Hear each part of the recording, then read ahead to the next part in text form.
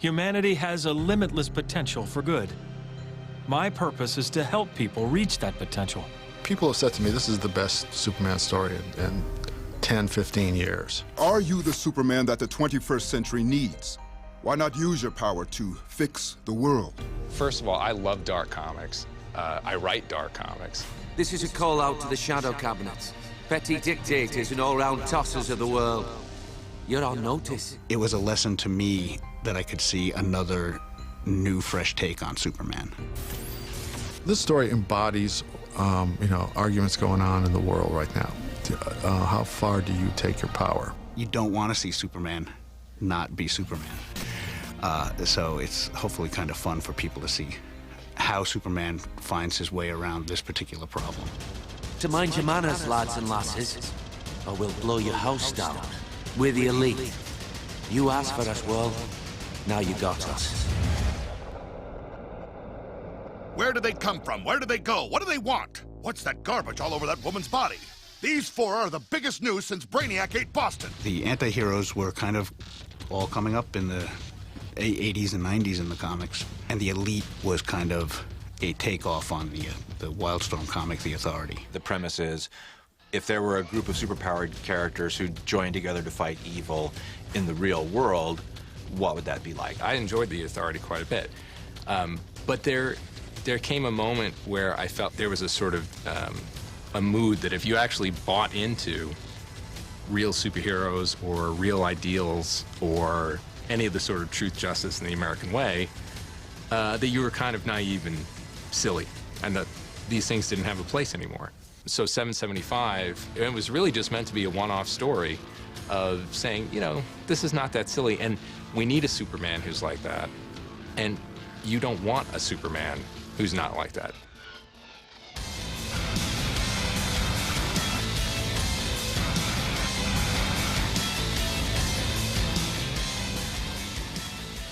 This is what happens if you get that Superman, and do we really want a character that dark? Do we want our icons to become that muddied? How does it feel to be deconstructed? To be the victim? To watch your dreams die? Manchester Black, aspiring do-gooder and all-around pain in the ass at your service.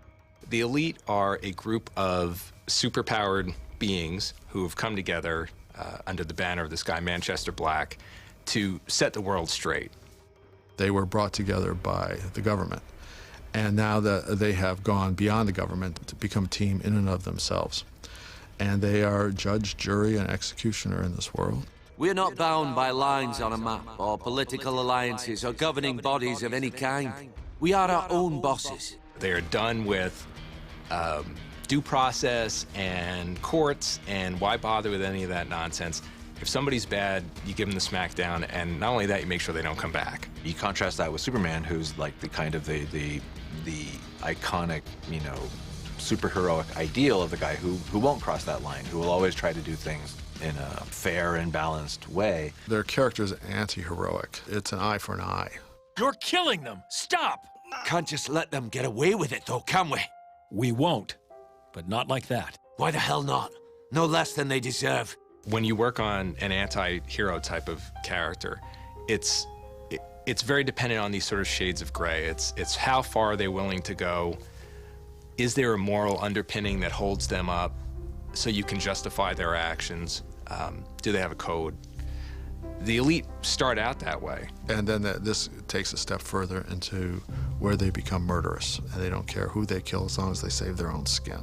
When the Elite shows up and they do these basically horrific things, but the audience, the people at large, kind of they're cheering them on because they're kind of like going, yeah, finally somebody's who's willing to to obliterate the bad guys. The net's on fire. People love these guys. What do you mean? I mean, some people think terrorists should get what they deserve, as slowly and painfully as possible. Is that what you believe? Some days, yeah. Pick a name, Vigilante, Punisher, all the guys with the guns, they're walking a line and crossing a line. Sometimes that can make a compelling story, but in a universe where Superman exists, there is that constant example of how you don't have to be anti. You can just be a hero. He sort of seems to me to represent the United States. And the shadings are interesting in that now he seems to be kind of a vulnerable, questioning person about who is he? What is he? What is his place in this world? And this story mines that. We all grow up knowing Superman. He's the most recognizable character on the planet.